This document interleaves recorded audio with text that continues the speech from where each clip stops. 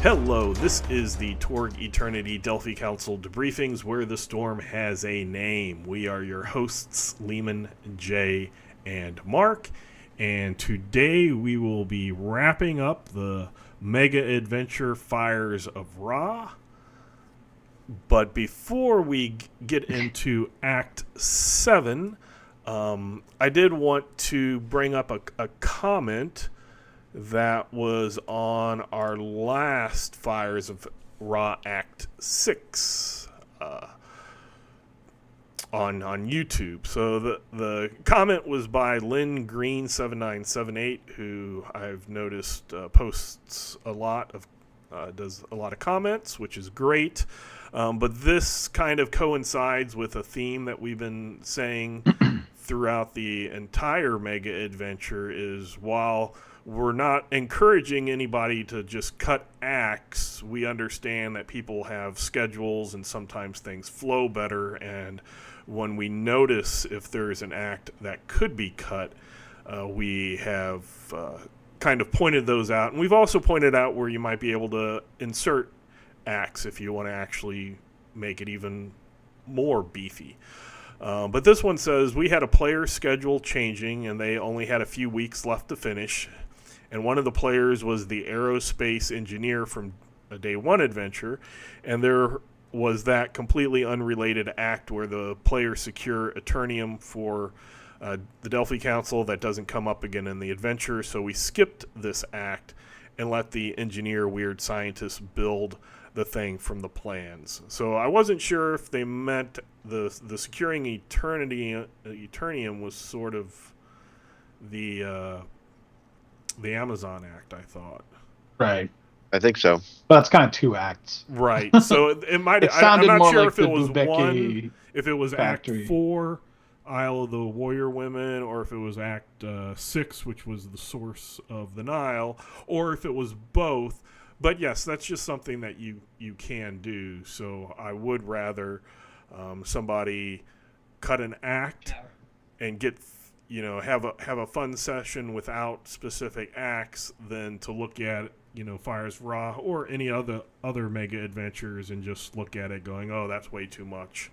So some of them, as a game master, you might be able to look through, decide what your group would be able to do, and especially if somebody starts and then they're like, hey, I can't do this, if everybody's on board to finish the adventure and remove an act, I think that's fine. Again, your mileage is going to vary depending on what type of group you have. Is this a home group with friends? Is this an online group with strangers that, you've made a commitment to do the whole thing, and then they'll feel shortchanged if they don't, get all 7 acts. But we just wanted to, again, stress that you don't have to stress from the number of acts and scenes. Do with the material that we publish what you will to make it the best for your game, and you have it straight from my mouth. It is official, because every Cosmverse is part of the Infiniverse, and that is an official statement in the very core rules of the game. So having said that, let's go ahead and get into Act 7, which is Skies of Fire. So if you remember Act 6, the Storm Knights were able to, in whatever way, if it was sneaking in and infiltrating this island base, or if they just went in gun blazing, they were able to get the Falcon, the Evening Falcon. They were able to get the Evening Falcon, and they have gotten plans for the manned jet, and this is the use the Falcon to get into the manned jet and take it out of the skies.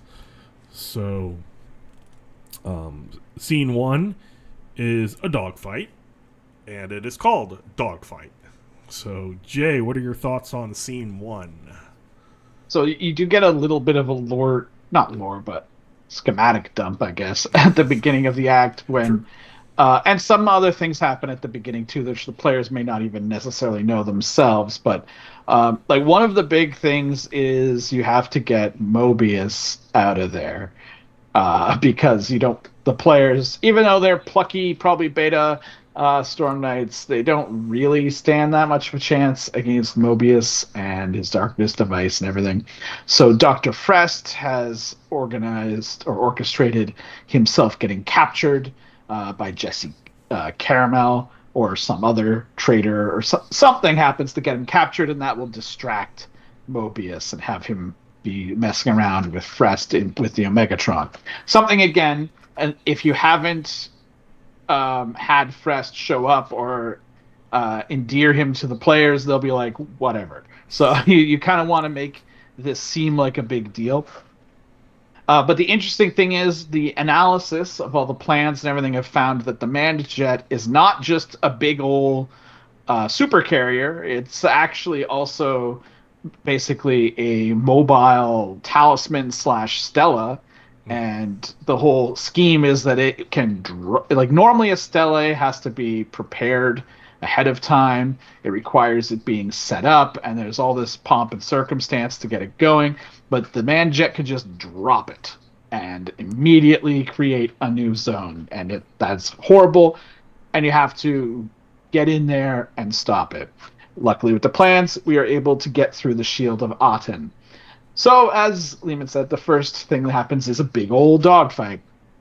And my memory of this was that it was very simple. But that's partially because my group got the Eye of Sebek at the beginning. So the super death laser, the was it Eye of Helios, or I can't remember what it's actually called. The super laser was not. Beck, I think. Yeah, it was not as dangerous. Like, it didn't do as much damage as it normally would. So I believe the way it's kind of scripted, there's some plucky A29s that are on your side at the beginning, which don't really stand much of a chance against the Nile forces. Then some Israeli F-15s come in, and for me, what I recall is those F-15s were just bopped up the Nile forces like it wasn't even fair. And the super laser was able to damage the F-15s, but not as immediately as it's kind of presented in the adventure because it was a weakened version of the laser. Either way, my group managed to get in. I don't remember exactly how. I probably just taxing in. There is some talk about how some things can happen, like maybe you can get knocked off the edge, or like depending on how the Evening Falcon docks. But my memory is they got in without too much of a problem. So, Mark, what are your thoughts on scene 1 dogfight? So we talked a little bit about this at the end of scene what was that, the last scene, scene 5 in the factory, when they take off and they're getting away, right? And and we had mixed input on. I did it as Paquette's fighting as they take off and a dogfight, and Jay was like, well, yeah, but we got a bigger, better one coming up, and he didn't like duplicating, which is cool. I like the idea of you've got this toy, you've used it, and you like it, let's use it again. And so I did them both as a great big dogfight, and you're flying around and doing all this stuff with these great big, our group. I think every group that I ran this for got the Eye of Sebek, so the death ray wasn't nearly as dangerous as it could have been had you not gotten that. And the dogfight to me was just, I find it to be a lot of fun because there's a lot of stuff going on, and it's almost like obstacle piling in the Nile Empire, because you've got the Paquettes, you got the A29, you got the Niketa bomber, you got the weapons coming from the manned jet, you got the missiles coming, then the Israelis show up, which is cool, and all the while somebody's flying the Evening Falcon trying to get to the manned jet and land. And I think the way that I interpreted that was kind of rather than docking or landing in a bay like a fighter that belongs there would do. It was more of an attack or an assault, where the Evening Falcon has grapple instead of landing gear. It's got these claw grapples, and it hits the man jet and latches on, and you have to hop out.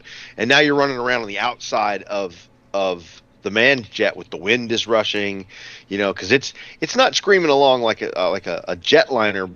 It's moving at a stately pace. It's more of, it's Nile Empire, so you kind of got this cross between the helicarrier from Avengers, Nick Fury's running around in a blimp from old school noir detective steampunk kind of thing, and it's just kind of moving.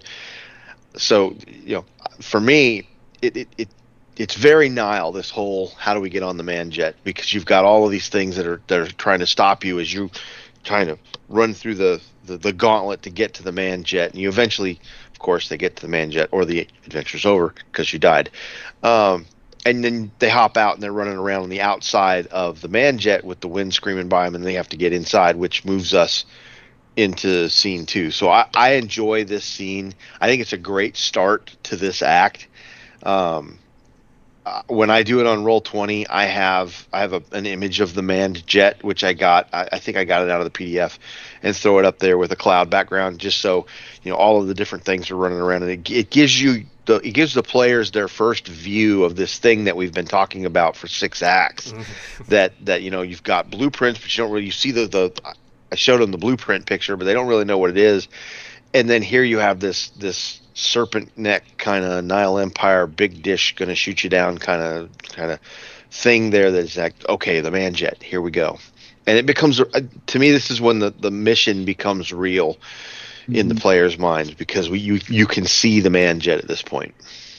Right. I enjoyed this scene, but I will say, learn from me, my mistakes. Be very clear on your communication on the different forces at play, because I was doing this at a real table where my players were lined up, and as you know, I like lots of people, so we had about 8 players, and I guess either the front half of the table, like I was the game master at the head of the table, so the players on both sides but closer to me understood all the different players, and that some were allies and some were enemies, but the people that were on the far side of the table, and the players were talking amongst themselves, they had it in their mind that everybody was an enemy in other planes. Uh-oh. And one of them was one that was shooting. So with the evening, firing back with the Evening Falcon, and they were shooting there, it came up, I'm going to shoot the what was it, the A29? Yeah. And everybody looked at her like, Are you trying to pretend that we're the bad guys to get us on board by killing the good guys?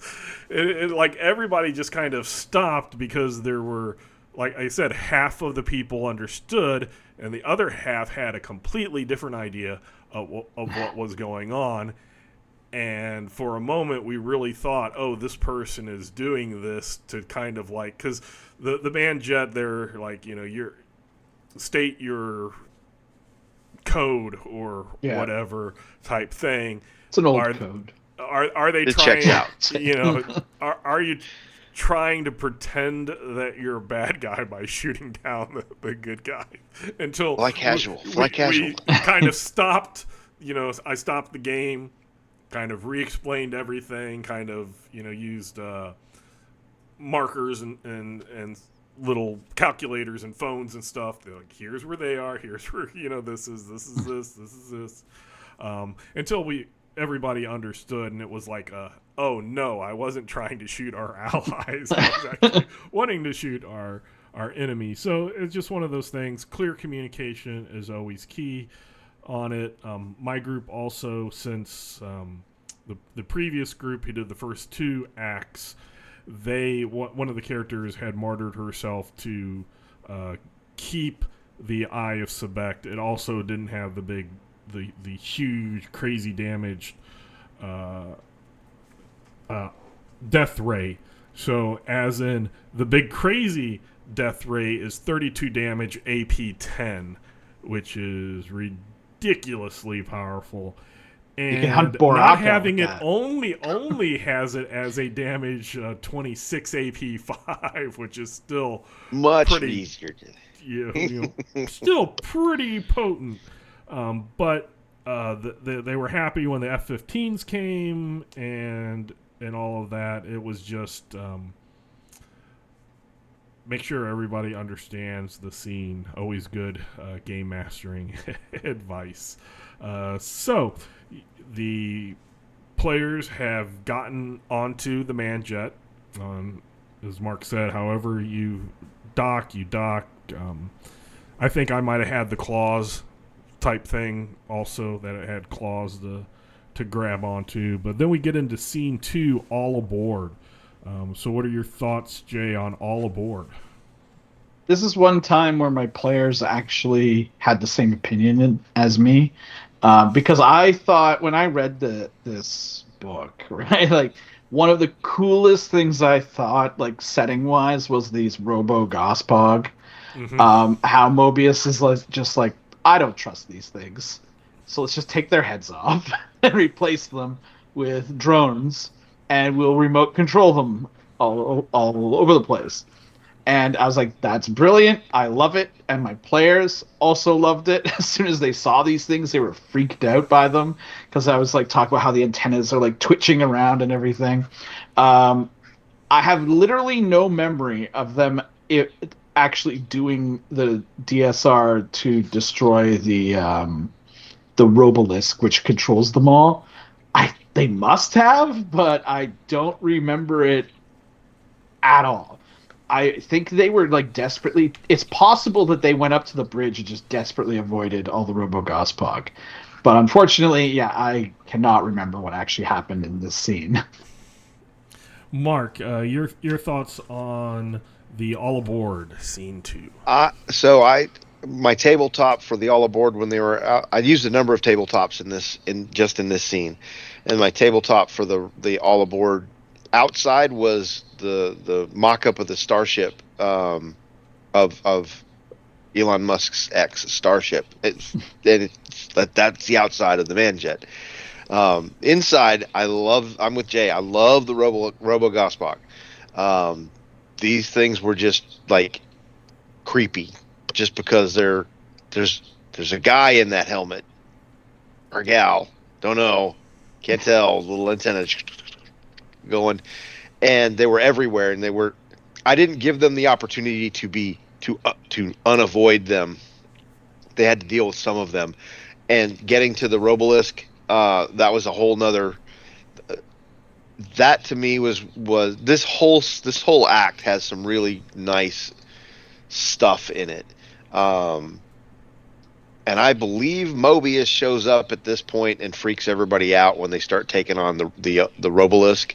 But I liked the fact that for a change, they get just obstacle piled to death here with Robo Gospog of the first planning, Robo Gospog of the fourth planning, and then Mobius shows up, and the Robolisk itself has some of its own problems to deal with, and you got the 4 steps on this whole thing, and there's just so much going on that your table needs to have this is Act 7, so they should know how to work together by now. If they haven't figured out how to work together by now, they're going to get killed in this room. and everybody did really well putting it together. But this fight here is a legitimate threat.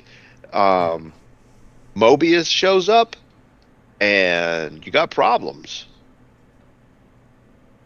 Yeah, I had Mobius thrown. I can't remember if that was part of the book or not. I had Mobius. He shows up on round 6. Right, if it's still going on. So yeah, my group, when I had them, the second planning Gospog, the Robo Gospog, They were kind of running from them. They got to the Robolisk, and then the second planting Gospog, I had them like come through one door, and then the fourth planting Gospog go through another one, and then the Robolisk being in the middle, Yep. which controls, basically it's the central control for the manned jet, was the DSR to get rid of that. So the Cyber Templar, he jumped in front of the fourth planting Robogospog of the fourth planting, and was like, just get it done. I'm going to take all the hits.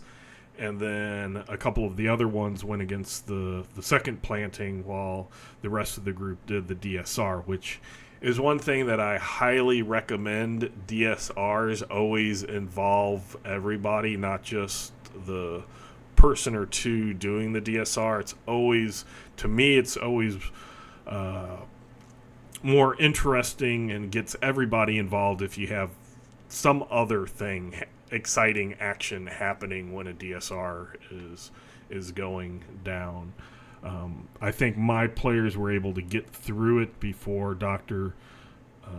Mobius came himself, but I believe they kind of heard something that, like a computer system or something acknowledging his presence, to kind of pick up the... You give a not a definite time limit, but you make time a necessity. This is happening shortly. We need to do this. Actually, to kind of go back real quick to the beginning, when Jay was talking about it's kind of dropping these talisman stele things, the Nile Empire does have the reality bombs, but these type of things would last a lot longer, as like stele would. So it's even like a step above the whole reality bomb, and why them dropping it is very, very bad. It kind of gives another reason, because if it's, I think I might have even had it drop one while they were moving, so it was oh no, we really got to get this before it drops multiple ones, and giving that sense of urgency can help a lot.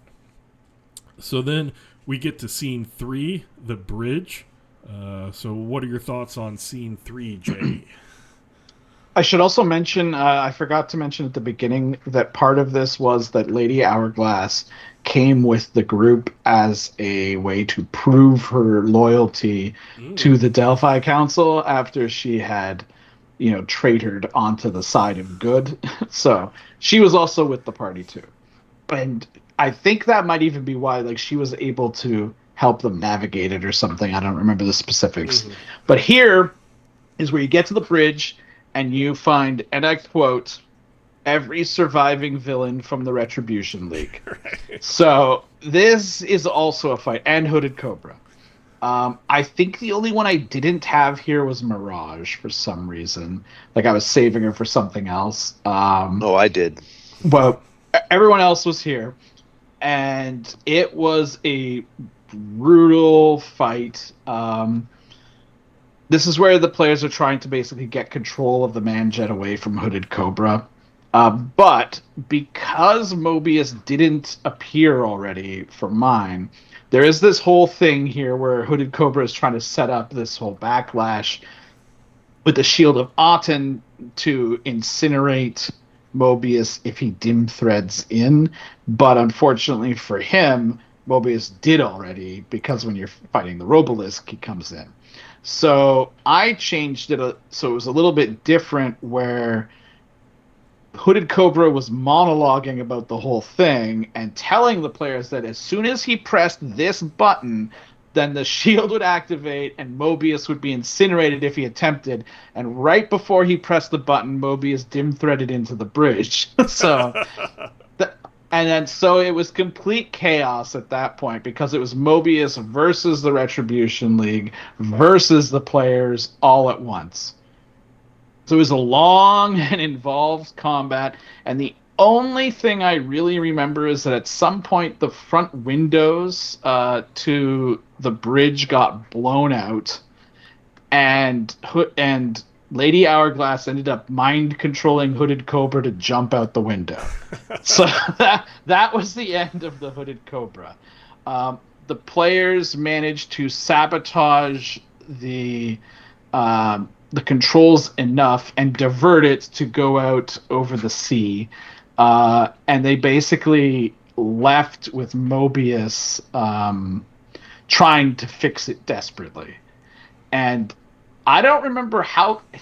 It's been so long. I don't remember how they survived this, but I'm pretty sure they all just jumped out the window and were like, "We can soak it." You know? And I think one of them had a jetpack that they had requisitioned, and then one of them just has such a high toughness and good enough reality that we mathed it out, and they could literally, in terminal velocity, still just take shock. So it was like, okay. But they ended up in the ocean, and that's actually kind of going ahead a little bit because they kind of, because of this, skipped the next scene. So they had this huge fight. They got the thing permanently messed up. Mobius was trying to fix it. They didn't ever attack Mobius himself because they were like, look, if we get his attention, we're just dead, so let him deal with the Retribution League. They took pot shots at the Retribution League, and eventually they just all bailed out of the window after the Hooded Cobra. And that's where this scene basically ended. And Mark, your thoughts on scene 3, the bridge? This is utter chaos. I mean, the entry that just simply reads every surviving villain from the Retribution League. So, at this point, I had Grand Cicada, I had Mirage, Sir Arthur Henry Killingsworth, Lady Hourglass, Wundermind. Everybody's running around. And we get this whole speech from Hooded Cobra, and all of a sudden we're pushing buttons and things are happening. And as I remember it, there was I start the thing, I turn the thing off. I start the thing, I turn the thing off. And there's like, if you get it started 3 times, you can't deactivate it after the 3rd time. And so they were going around as everybody's going at it, and Brick Knuckles Branko got taken out, and at some point Luke Earp got taken out, and they played Captured, the Cosm card Captured on him when he got KO'd. Mirage got taken out. Ivan got her, and then Crag smashes a console at one point, and now everything's okay. We're stuck now.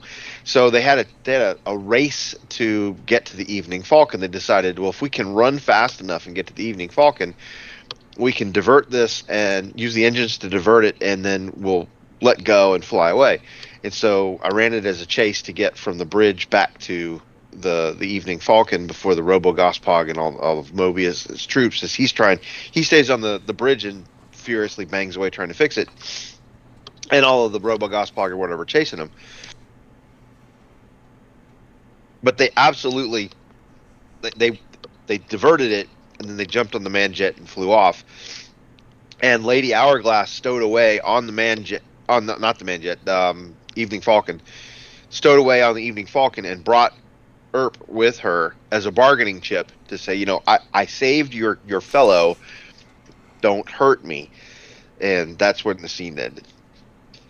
Yeah, I really like the picture on page 99. It kind of has a little bridge map layout that has the various gunner councils and the just like engineering thing and stuff. So I was able to put a Retribution League member on each one, and then the players went to fight them. I believe I did something along the lines of the thing that the Hooded Cobra did to kind of hopefully disintegrate Dr. Mobius, just made it so he couldn't dim thread in. So they closed there's a hatch in the middle that's an entry, so they closed the hatch and locked it so to kind of keep Mobius from coming up through it. But I had like a, if they don't get it done by X round, he's bursting through. But they were able to destroy the main console that had everything to sabotage it. They broke through the windows, I believe, and then went along the outside to get back to the Evening Falcon to where then they could take off, and the man jet then crashes into the desert, because you have to have desert crashes at least a few times in the Nile Empire. But then we have scene 4, Cataclysm. So, Jay, what are your thoughts? Or you said you kind of skipped this scene. More or less, but the thing was, because they left Mobius up there for a rather extended period of time, I ended up ruling that the manned jet was not totally destroyed. It hit the water, but Mobius was somehow able to regain control at the last minute. So in my campaign, the manned jet was not destroyed, but it was heavily damaged. And basically, Mobius escaped with it at the end, but it was like inoperable for what he wanted to do. But that meant it was still out there somewhere, and basically the Nile Empire would be spending time and resources to rebuild the manned jet, and in the future someone might have to deal with it again. But yeah, I could see it actually is listed here that the damage for jumping out the window is 50 plus 1 BD. So I'm pretty sure that when I mentioned that, they were like, we'll soak it. I was like, okay.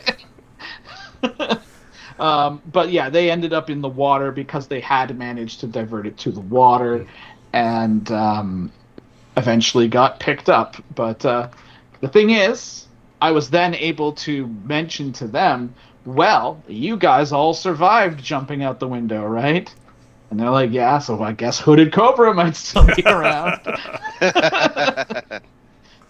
And that didn't sit well with them, but that's pretty much how that scene ended. So, Mark, your thoughts on scene 4, Cataclysm? Well, I kind of alluded to it. It was a chase. The obstacles listed in this scene are fun, and when you're running the chase, and I encourage you to use many of them, if not all, as the players are rushing from the bridge back to the Evening Falcon, because it just adds obstacle piling. You're on the last scene of the last act of the mega adventure, and you're on the man jet, and it's going down, and you're trying to get off before a nuclear blast kills you all and atomizes you, and so yeah, there's got to be more problems. You don't have enough problems already, so let's start dropping girders in your path, and missiles exploding, and Gospog showing up, and hallways on fire, and you got to find a new route, and all this good stuff. It's really good stuff. And we had, if I remember correctly, I think I ran this 3 times, and the man jet got destroyed each time, and it wasn't I think it was over the water once, but it was over land twice. So we kind of did in organized play, we did a dispatch on what's the crash site like, and it has some interesting stuff in it. But this was a lot of fun. This is kind of the denouement, because you've had Mobius on the bridge and all of the Retribution League on the bridge. You've done the thing, and now we've got that lab. We got to get off, and everybody's running. There needs to be tension, so use the obstacles. Don't make it a hand wave to get off the boat. Make it an absolutely 50 plus 1 BD. Try to avoid the conversation about, if I roll 20 on my soak, if I got an outstanding on my soak, I can soak 50 plus 1 BD, which I was just hoping for a mishap. Oh, dude. Yeah, absolutely. But yeah, this is a good ending to it's a fitting ending to the act, in my opinion. I like it. Yeah, I had the race to the finishes. As I said, they broke out of the windshield and were making their way, and Mobius was chasing them. He had finally bust through the hatch, so they were trying to get to the Evening Falcon. It was probably one of the few chases that I just let be a chase in my own home games. But it was fun. I like when it does other things, and I think the obstacle piling, as Mark said, that it gives examples on page 101, helped keep things interesting, throwing in a few things in there, but they were able to get to the Evening Falcon and take off and leave. I think they did see a dim thread come, once everything is completely destroyed, they did see a dim thread come down, and Mobius, escaped. He wasn't going to die on the manned jet. But then we just have kind of the epilogue. If you were using Dr. Frest, he has like a little note that if your players have been invested, could cause a little sadness. Either of you have the Dr. Frest's goodbye in it? Yeah, I give it to them. I especially love his signature, like with all the all the initials. letters. Yeah. But yeah, like I said, it was one of those situations where the players didn't really care that much about him because he was an NPC that showed up like twice before this. Mm-hmm. So that's why I was like reiterating in earlier episodes that you should make Frest a bigger deal and lead up to this a lot more, because legacy NPCs only mean things to legacy players who played classic Torg back in the day, unless you make them mean something. Otherwise, the epilogue was pretty straightforward. They got picked up, but the manned jet itself was temporarily crashed in the water, was able to repel any boarding attempts, and eventually kind of floated away, and then met with other Nile forces. But the attack was stopped completely, so the Stellai network did not extend, and everyone considered it a great victory. However, the players did not acquire the Evening Falcon, because it was still on the manned jet. So Mobius also got that back too. So I mean, they still won. They still defeated the scheme, and they know about the manned jet. They can fix it until Mobius builds a second manned jet, even bigger. But yeah, that's where it ended. They were still big heroes. They got a parade and everything. And the Mystery Men had a memorial for Dr. Frest that they were all invited to as well. But yeah, it was, the thing was, like, 7 acts is a lot. So by the time we were done with it, we were like done with it. So like we were like, okay, it's been finished. Now we can try some other cosms again. So I really like this adventure, though. It's probably one of my favorites out of all of the... Even though I talk about changing out the acts or even reordering the acts, it is still one of my favorites out of the Mega Adventures. And my players really liked it, too. And they especially liked hating the Hooded Cobra. Mark, your thoughts on the epilogue? I use Frest. I did insert Frest a number of times where appropriate at like the beginning of acts. If there was somebody that was supposed to be giving a briefing or comments or things like that, I tried to use Frest or give a note with Frest's name on it. Have somebody, keep inserting his name. Especially like back in Bubeki, I think it was Bubeki, or not Bubeki. When they went into the Amazon to go get the stuff, they get the little special toys that they had. So yeah, Frest, there were a number of legacy players that I ran this for, and the ones, as Jay said, the ones that knew who Frest was were like, oh, and everybody else was like, yeah, that's sad, but okay, who? So yeah, you're gonna have to work hard, GMs, to make Frest somebody they care about. Throw them in there, figure out where you can sprinkle them in so they care, and this goodbye at the end means a lot more. But I mean, it's the Nile Empire, so is he actually dead? I don't know. You never know. In our case, the Manjet crashed or was exploded spectacularly over land, and so there's fallout there that fed some other things that we did with it.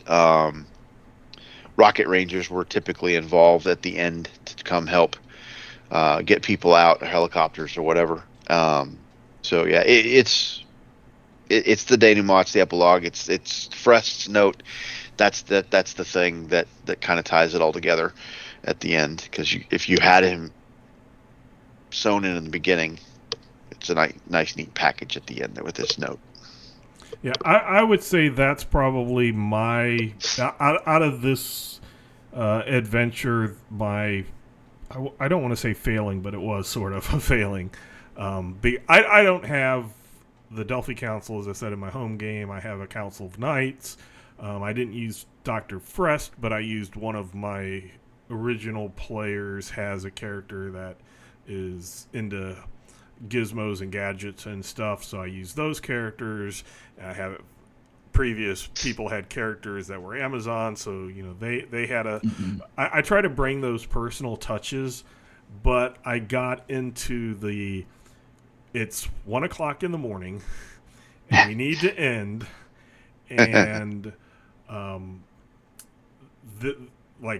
Torg, our every other week of Torg Friday nights was ending, and we were starting a new campaign and a new system the next time we met.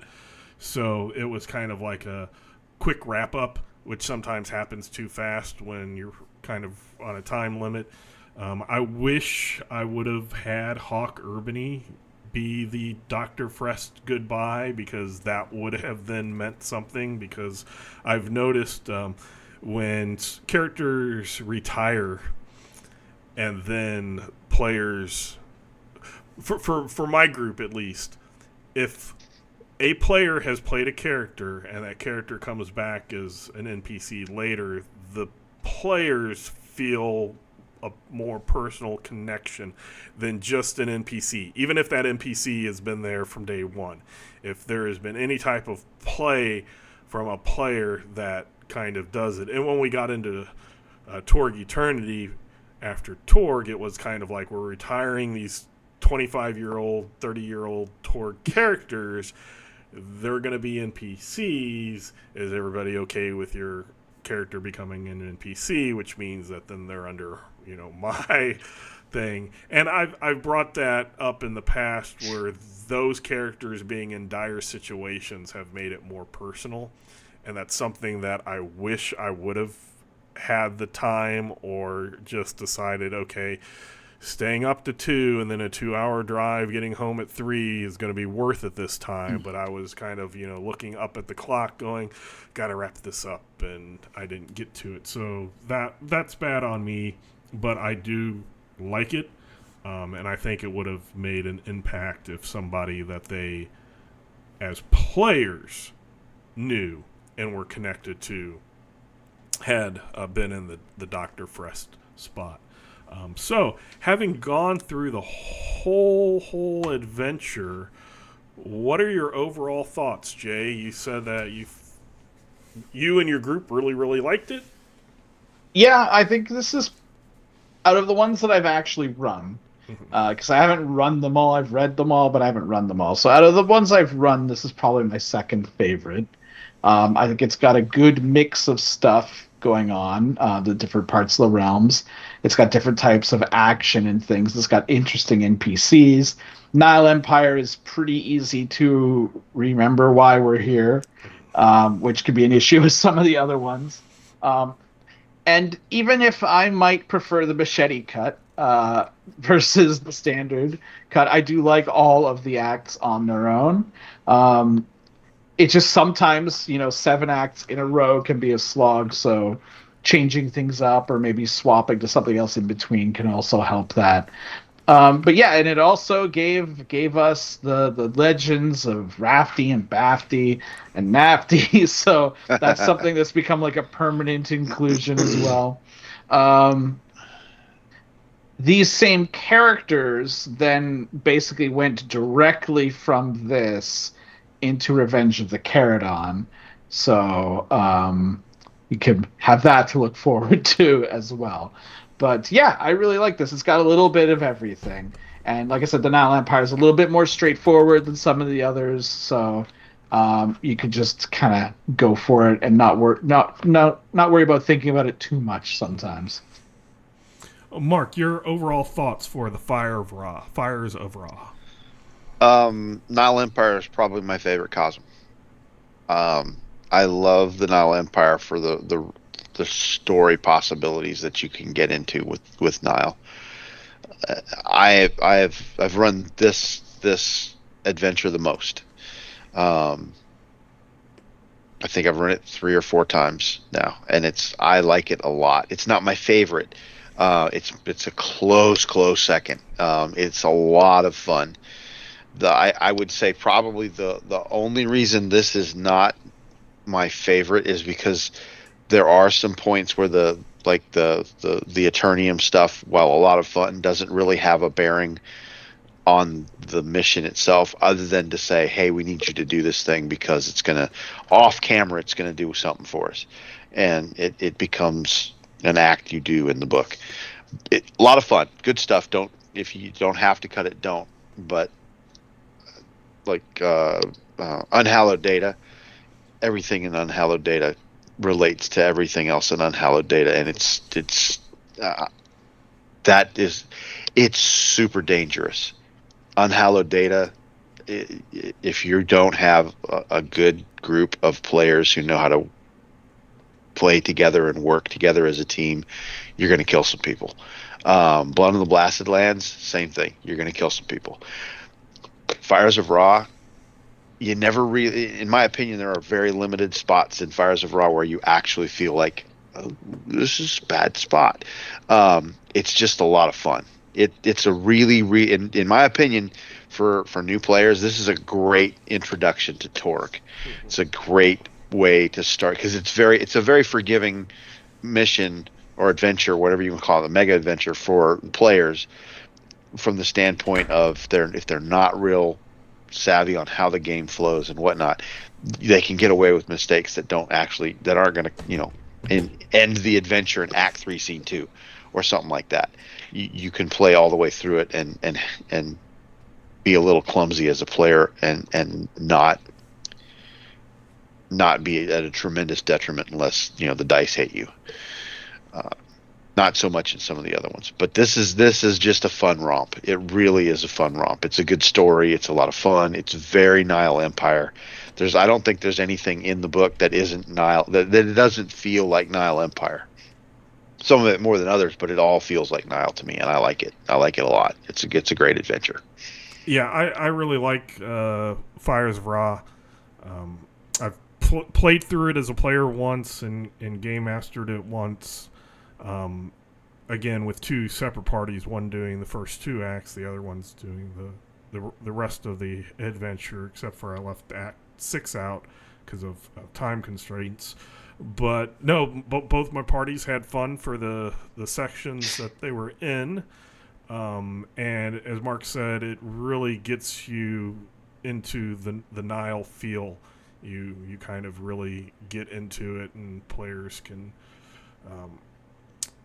as you said again, when players are playing in the Nile Empire, they tend to not worry as much about things going south as they would in other realities.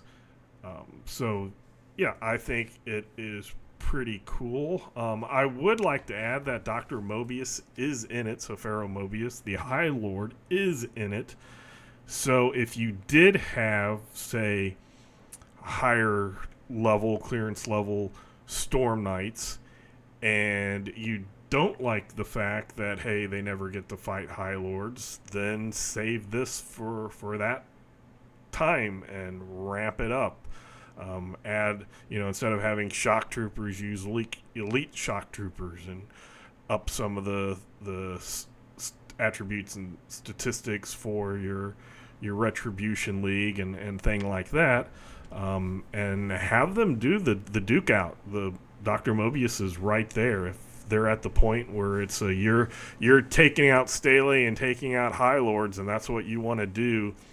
Here's a shot, one of the shots that you can use for that. Because I know some, I've read some things on various forums where people are like, oh, they never get to fight the main bad guys. Well, here's a very specific instance where your Storm Knights are face to face with the High Lord, so you can. My players turn and ran, but if your players really want to tackle a High Lord, why not? If they're ready for it. So, thank you very much for listening to our huge breakdown of Fires of Ra. We'll get back into cyberware for the next episode. But until then, you can always write us at torgdcd@gmail.com. We will read your emails, and we will answer questions as well as comment on your comments. Go ahead and comment if you're watching this on YouTube or listening to it on YouTube. Please put your comments and hit the like button. We appreciate that. You can bite the like, as Is that the thing they now? say on the Zaotech. Zaotech from the Wednesday stream was saying, the Enos influencer. But until next time, we hope you have fun in your own Cosmverse. Bye.